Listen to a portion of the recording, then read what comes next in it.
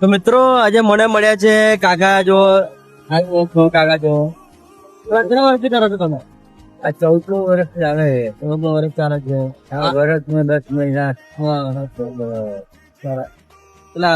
પેલા ઘેર જતા કેટલા ટાઈમ લાગ્યો ઘરે જતા જ નહીં. બહાર ऐसे ભ્રમણ, ऐसे घूमने का? વર્ષમાં 10 મહિના બહાર ભ્રમણ કરવાનું. પાછું ઉત્તરાદી આવતું રહેવાનું છે ઠેકાણું છે.